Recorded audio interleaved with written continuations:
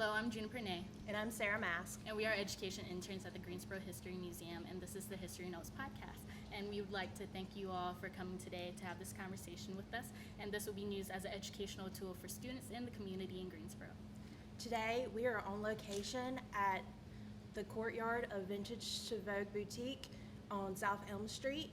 And today we're excited to be talking to the artists who created the beautiful murals that are all downtown Greensboro that has gained recognition throughout North Carolina. Before we get started, we want to point out that while we're in COVID-19, we are wearing our mask, but for this purpose of the film, we are taking it off. So please continue to wear your mask and please continue to be safe. And again, thank you for allowing us to have a conversation about this project with you guys. And then just briefly, if you could state your name and how you got started within art, and we'll start right here. With me? Or Marshall? Oh, my name is Brandi Schmitz. I've been teaching art in Greensboro for 4 years. Before that, I was just at UNCG studying art education and fine arts. And before that, I was in Charlotte, North Carolina, being a normal high school art student. So, you know. Marshall Wicks, and I am a full-time artist here, illustrator here in town. I do comics. I'm part of a comic studio called The Fungin here in town. And I do my own comics, and I do illustration and murals and all sorts of other little things like that. And I just have a great time and try to have more fun than everybody else doing my thing. And I've been doing it for years. I graduated from A&T with an art degree there, and a long time ago I did this. I'm Jasmine Franco. I just graduated from Western Guilford High School and I'm attending UCG in the fall. I started murals when I was young, helping out my Gina. She's the artist that's going to be in the next interview, and she's taught me everything that I need to know. So excited about the new upcoming experiences and opportunities. Hi, I'm Beka Butts. I'm a local artist here in Greensboro. I've been working in this community for about 10 years. Studied art, got my BFA at SCAD in Savannah, Georgia for illustration. I do work as an illustrator primarily, but I also work in the crafting world, doing wood burning. I do murals, not just the ones we've done downtown, but a few others in town and in Georgia prior to this. And really just love exploring new techniques, working alongside other artists. I've kind of been on the art advocacy side of things, as well as running a collective of artists in High Point for several years as well. Well, thank you. I guess when we get started, I think we should start with how this all started.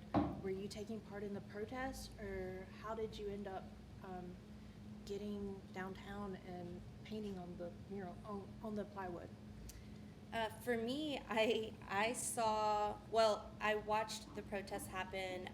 I very much was debating on coming downtown, so I do live very close to downtown, but also knowing I was about to go back to work. And really until we started this project, my fear of COVID was pretty high, and I was very content to work alone in my studio for several months, but then the call to action sort of happened, and Jasmine Franco did her first murals on Monday, June 2nd, or whatever that date was, right at the very beginning of June.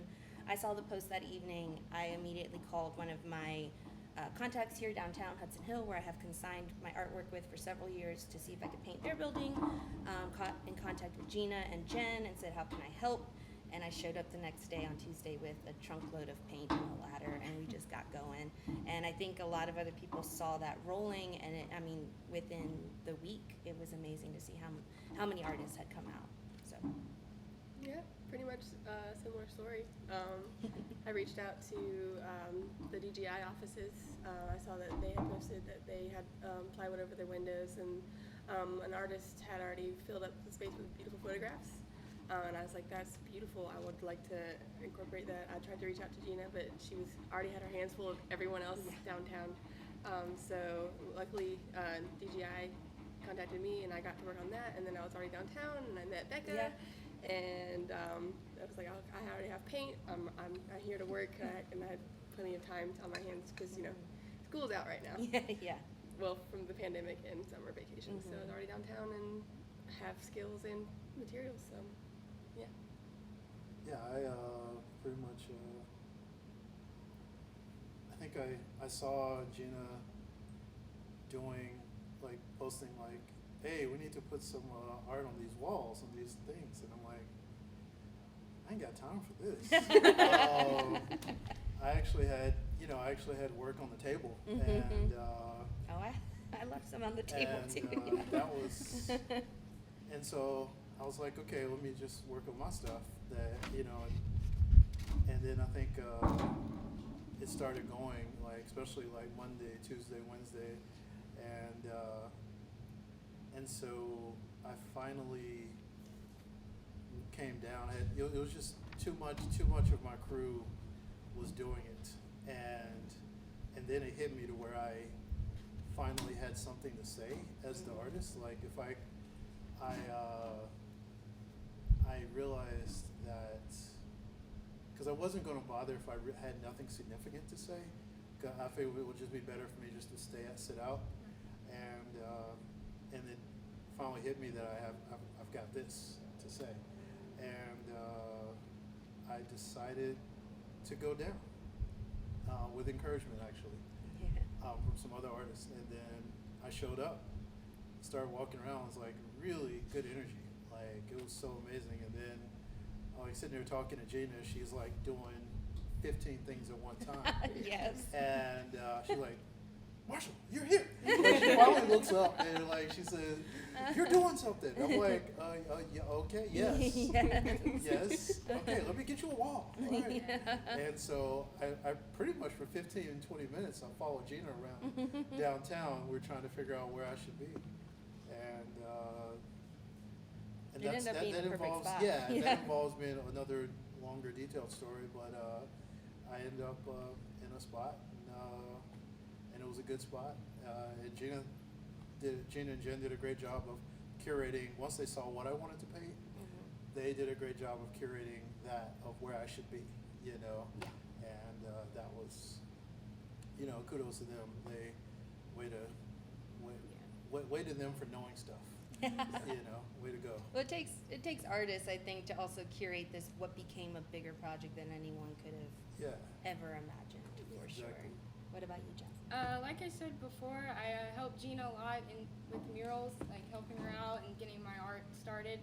And so she reached out to me and asked me if I wanted to do my own. And it was a good opportunity because it was my first mural ever by myself. So I was like, yes, let me get my name out there and let's do it. And yeah, so I had a good time doing that. I think the idea of curating is like really sticks with me, because as a public historian, when we curate, we have a specific message that we're trying to get through. It's never not biased when we're talking. And each of you said you had a specific thing, and I know you said when we talked last time that you wanted to use your voice visually. So why did you choose what you chose to draw? Like, how did it speak to you that way? I think the first one that I did, so when I got down here, I wasn't sure where I was going yet. I did have some ideas floating in my head, but again, I had literally every color from previous murals in my trunk, every brush and roller I had on hand, and a ladder, and I just knew where they needed me, I'd go. And right away, Jen from here, Vintage to Vogue, said that Dan at Gate City Candy Company had window damage, and I remembered seeing that happening during the live feed from Triad City Beats, feed from the protest Saturday night, which didn't have much to do with the protests that had happened all day, but what happened Saturday night. And so I had not met Dan yet, but I walked over there, introduced myself, and I asked him, I said, do you have anything in mind? He said, go for it. Go for whatever you want to do. And one of the things that struck me with that first piece was that I guess very early on, maybe probably Sunday, a lot of the buildings had just been quickly tagged with either Black Lives Matter, BLM, or some other messaging. I still don't know who did it, but it felt very organic, for lack of better words. And so for that first one, the BLMs I wanted to keep in the same exact spot. They were just two large format BLMs on the two front panels. So I painted this very different piece overall color scheme wise, and also did the door as Do Not Be Silent and Love More. So I call that one the Love More piece, and kept the BLMs. And then on the day I was finishing up that one on the first day, I was having a conversation. It's kind of crazy how these things come to your brain, but standing there having a conversation with an older black woman who was talking about feeling bad that she didn't feel equipped to protest. And because of the world we're living in, we're coming off of COVID, it was amazing she still had that sense of guilt. And so we were having this conversation. As we're talking, a car's riding down Elm Street, blaring, "Sam Cooke's A Change Is Gonna Come." And we both stopped, and we both listened to it, and we both cried. And then I went home, and I listened to the song several times over. I also listened to, like, everything Sam Cooke that night, just, like, really delved in, and woke up in the morning going, it has to be that. And so that was my next piece. And the final one, Rise Up, I was going to do another version of a previous design. I almost wore the t-shirt today, where it's a Love More design, one of my personal illustrations. But even then, just saying Love More felt passive. And so I kind of had a conversation with myself about if I wanted to have a passive phrase or a more call to action phrase. And so I did a version of that design with changing the words to Rise Up. So everything kind of just was informed by the thing before it. I don't know that I came with a very clear plan or a sketch, but I was very surprised in myself to just trust myself to use a mishmash of colors and keep it moving and challenge myself to work quickly. And I feel like all of that kind of came together to, for me, create 3 pieces I'm extremely proud of, and got the bug going again for wanting to continue to do large works. So it's been about over a year since I've done a large mural in any capacity, so. I think for me, like I said, when I reached out to DGI, I saw that there was already an artist work there. Brendan had photographs of downtown with the silhouette and lovely sunsets from pretty much every single day. I follow him on Instagram, and he every single day posts a lovely skyline picture. So when I painted that one, I wanted to keep that in mind, keep it flowing. It wasn't off the bat collaborative, but it ended up being that way because it came out the same day. So I painted the skyline in a silhouette, and then a very simple sun with sun rays, sunset or sunrise, whatever you want to see it, with the hashtag Greensboro Strong, because we came together as a community. So it was really nice being downtown and seeing everyone working on art, producing this really cool, just really beautiful works, and then being part of that as a community. Greensboro is strong.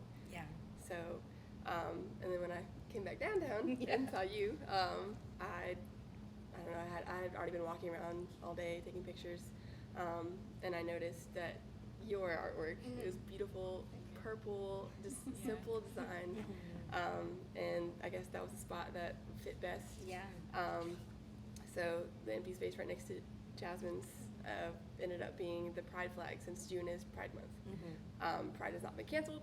It's just a little bit different this year because of the pandemic. I just wanted it to be a symbol of visibility and a reminder that our community, that all Black lives matter, not just people we see every single day. All Black lives matter. So in solidarity with the Black Lives Matter movement and Pride Month, I just put the flag together and then a stencil of Stronger together with the Power Fist. Yeah. So, yeah. She couldn't explain it better.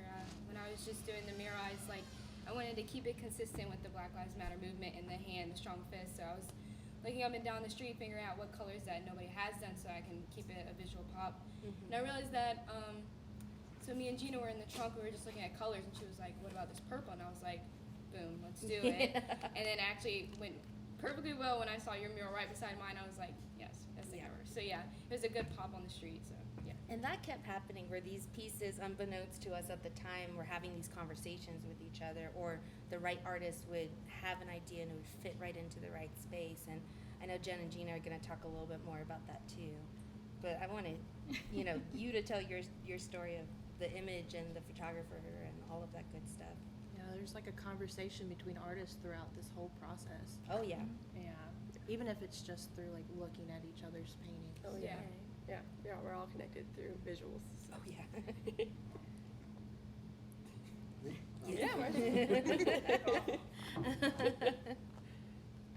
Oh yeah. I guess the longer version of this story for me, I guess I can pick up to where Gina was like, hey Marsha, you're here. You're painting. I can pick up to that. and so yeah, I followed Gina around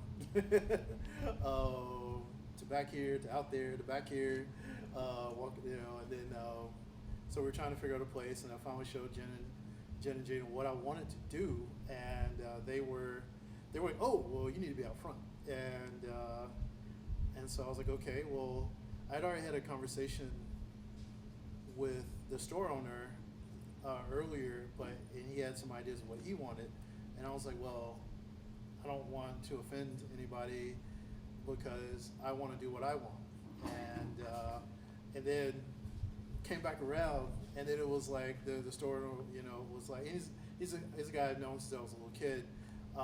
Tinker was like, oh, well, Marshall can do whatever he wants, you know. Oh, it's you painting? Okay, cool. And I showed him what I want to do. He was like, perfect, and we ended up, and so everyone kind of came together, and everyone was like happy with what I was going to do, and Gina got the interns to work to prep my board, and it was a machine. It was amazing that there was no way I could say no. There was no way. I felt like there was no way I was backing out of this because too many things fell in place. Like, okay, I found the perfect subject. All right, let me walk downtown and see what happens. And Jen, then, like, as soon as I walk downtown, Jen drags me along. And then I'm like, okay, like nobody made this hard for me except for the actual painting, you know, but no one made the process hard for me to do and deal with. So I feel like it was meant to happen. It was because it rolled like so fast. It just kept going. And next thing I know, I'm painting in 9-degree heat. And then next day, and so it was, it's like I painted on Friday and got a little heat exhaustion, and but I ended up with a pretty good piece, and took a picture of it. Came back Sunday, and finished it up because I figured out, well, let me tweak a few things, and came back Sunday and finished it up. It was really neat, and the experience of actually painting that when I knew I had something was when people who were rolling up and down Elm, basically like it was homecoming. I felt like I felt like it was the energy. Yeah, it was not like be Auntie's explained homecoming. unless you were there. People were honking at me. Yeah. People were like stopping, like everybody pull over, stop. Hey man, I like what you're doing. Man. Yeah. What you doing? Who are you? Let me take a picture. Yeah. You know, and it felt good. That was good energy because, well, for one thing, I'm going to miss homecoming this year because we're not doing it. Yeah. And as an A&T alum, that's huge. That is it was fun to just kind of feel that energy on the street, and it was energy from everybody. It was this electricity downtown all that weekend, and That whole week. I mean, Yeah. More than that too. yeah. I mean, Well, just for my part, the Mhm. days I was there Mhm. was the 3 days for the weekend, and it was electric, and I could not do anything but be creative. Could not do anything but channel that energy, and I think it's pretty cool to have created something that's connected, you know, that connected with so many people, and you always want that as an artist, Oh yeah. whilst also putting your message out there, whatever thing you actually want to say that's from the heart. You always want that to connect, but you know it almost all the time never connects with so many people, you know, because most times when you're doing art, it's always personal. And so this one just kind of hit for me, and I'm glad it said a lot, and it people loved it and connected. It was good stuff. Going off of what Marshall was talking about with like connection, how did you guys use your art to connect with the people? Were there any like specific messages that you're trying to portray in your art pieces, and how can we use that to educate the community? For me, as an art educator, I teach high school students, so they're already going through lots of challenges on their own, trying to figure out who they are, especially in the art community.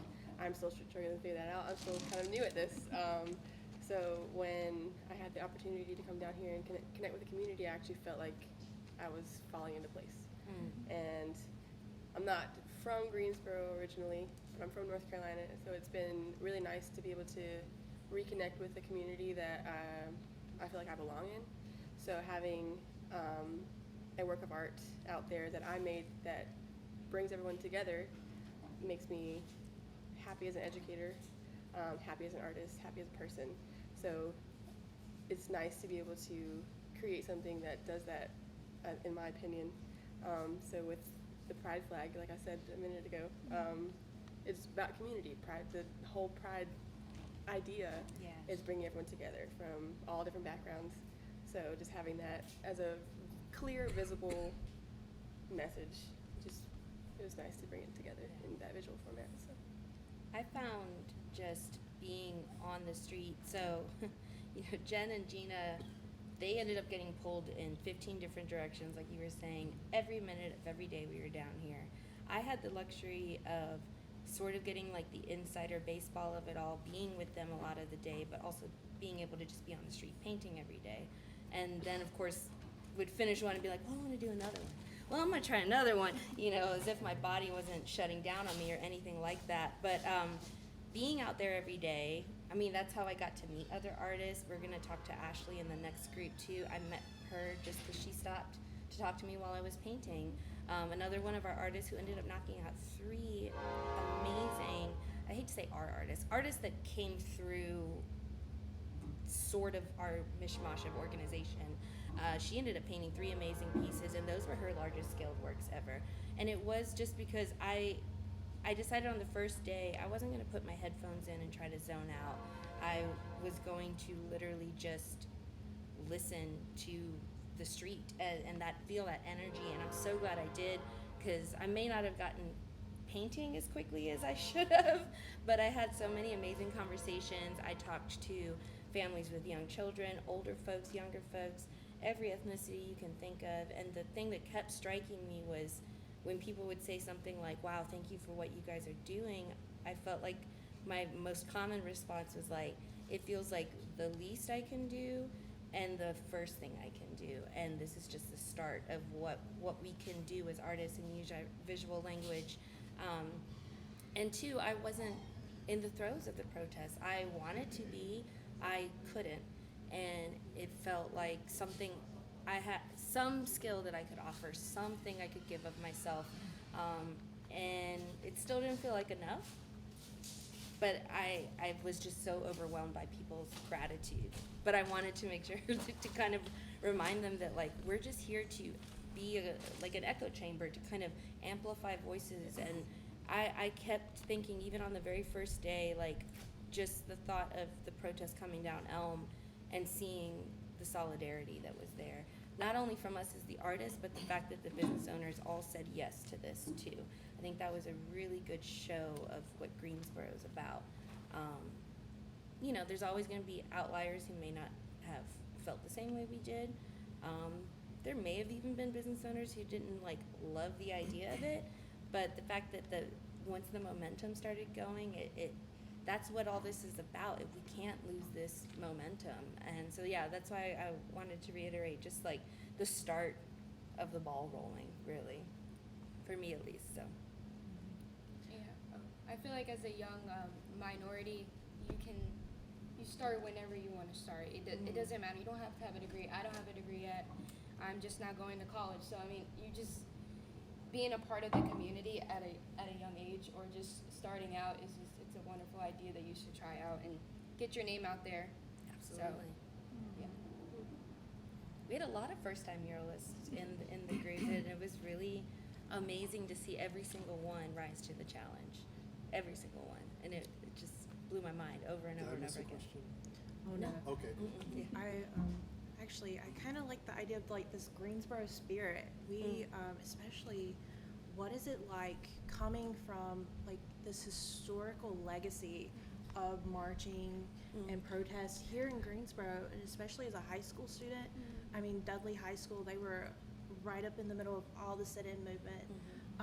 And just I think looking back to that month and that week myself, I I have asthma, so I didn't really get out that much. But I was trying to be active online and through my phone calls to family. And everybody I talked to, they didn't really understand what was going on in the protests, and they really associated the looting with the protesters. But the moment y'all started painting, the narrative completely switched. Right. And you had a large impact, and that kind of like That was- moved throughout the U.S., Yeah. like starting here almost. Yeah. Yeah, So, like- that was totally the thing. I was because I was not happy with, as an artist who grew up here and was nurtured here, for better or for worse. Downtown is where you came to do art here. It's where it was nurtured by here. So it was personal. Yeah. You know, it was very much personal to Yeah. make this better. It was very much personal. I hurt when some of my friends who own businesses here hurt, you know. So I needed to show, because when I saw this, like, that's not Greensboro. Let me show you what Greensboro is. Yeah. And this is who we are. This is what the arts community here is, and this is our power, you know. And wanted to make sure that power was shown, like how amazing and how creative and how loving we are, Yeah. you know. And it was I think it was just right. We put that out front, out forward, you know. Not to be ignored. Yeah. Right. We're here to put some arms around downtown. We're gonna put a hug on you, you know, and we're gonna make this. And what happened was we turned something, well, visually what looked ugly, we turned it into something beautiful and a destination. Yeah. Like people came in from out of town to see Yeah. what was going on. Someone And some stopped art. me while I was painting on Stumble Stillskins, which is off the path. It's on Market. And I'm painting, right, the Rise Up piece. And someone's like, hey. And I turned around. That day I did have my headphones on, right? And I turned around and I go, yes. And she goes, it looks awesome. We came here from Maryland to see the art. And I went, what? And they were like, we came from Maryland. I was like, they're at the stop sign, right? Or the stoplight, right there on Market and Green. And I was like, that's amazing. I said, okay, when you get to Elm, turn right and you're just going to see so much artwork, you know. And they're like, thank you. And then she goes, I go back to paint and she goes, hey, we have extra Yum Yums hot dogs. Do you want them? And I was like, sure. I was like, that is the most Greensboro of Greensboro things to happen to you. Exactly. But I mean, and that was about as far as I had heard of someone coming, but they might have had family or friends here.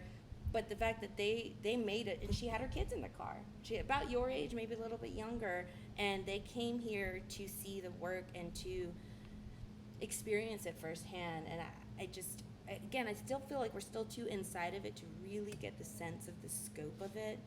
But never, ever have Greensboro artists been given also a platform in such a condensed part of our town. We don't really have an arts district. And we showed, not boarded up downtown, but if downtown opened up to more art, how much, the sheer amount of art that could be created in the city. To that, I want Jasmine, since you're a high school student, like what does that mean for you as a high school student doing It's this? definitely a good opportunity and a good experience, and showing Western and all the other high schools that I'm not really going to be an art major, so I'm going more the psychology route, but it'll have art in it. So I'm just saying to all the students who maybe don't want to pursue an art major, you can still do it. I did it. If you like art, just do it. Create what you love, and it'll be worth it in the long run. So I would do it. Okay. So, like, what would y'all say to Greensboro students, to students outside of Greensboro? So what I'm going to say to my students whenever I see them again, either in person or virtually, is Greensboro is a great community. Sometimes y'all talk down upon the place that we're from, or you're from, and that I'm currently residing in, and I'm from now, I guess. But We'll claim you. thanks, I appreciate it. But it's but the community that we're in is amazing, and it was showcased right here, right then, at a blink of an eye. And if you're not in the arts, if you are in the arts, having a voice is important, and raising your voice is even more important. So make sure that you're out there doing that, either visually, vocally, any type of way. Use your voice. Absolutely. Always tell people, if you're an artist, you should be seen. If you're a musician, you should be heard. If you're a writer, you should be read. And that is it's that simple. Yeah. You know, it is that simple. And nowadays, with the internet age, it is entirely too easy to do it. To not, right? Right, You know? right. It's Yeah. entirely too easy to have your either you either heard, seen, or read. And so, yeah, you should. It's what I guess the thing that is basically the thing I would say, and just figure out what you love, and then do it. And it doesn't, even if if you love psychology, then yeah, that's great. If you love art and psychology, do both. You know, and I remember when I was younger, I loved like a bunch of different things, and I wanted to do, and I thought I had to choose. And then I was told like this profound thing by this lady. She was a local business owner here, and she was like, "Yeah, I was telling her I really want to do this and I want to do that." She was like, "Well, just do both." I'm like, "What?" Yeah. What? Mind-blowing. Yeah. What do you mean do both? This is you're crazy, lady. And but no, if you just go on the path becomes clear. Yeah. And you really just need to decide to walk the path of what's in here. And once you walk that, it really starts illuminating itself. And if it breaks off, or either condenses, let it just go, because it'll do it as organically and when it's ready to happen, for you, and just have no fear, and just walk those paths. Take that, like Indiana Jones, when he's walking, doesn't see the bridge, but the bridge is there, in the Last Crusade. That's pretty much life. Yeah. That's pretty much like, I'm old enough now to realize that, and that's how you win at life, generally, Yeah, well, we have to wrap it up. We're getting rained on. I'm so glad we had this conversation. So thank you, Brandi. Thank you, Marshall. Thank you, Jasmine. Thank you, Vintage Becca. Vogue, for this amazing Yes, support. Well, unfortunately, the rain ended our conversation, but we want to thank each and every artist, Marshall Lakes, Brandi Schmitz, Beka Butts, and Jasmine Franco for allowing us to interview with them, and thank Juniper for allowing us to do come to Vintage and Vogue and use their courtyard. Please come check out her store; it's really amazing. And also thank you to Save the Arts for filming for us. All right, and then for more information, please visit us on greensborohistory.org website. And then if you scroll over to the Discover and Learn tab, you'll find this podcast and more. Well, thank you for listening to the History Notes podcast, and please continue to look out for more episodes. There's so much more coming your way.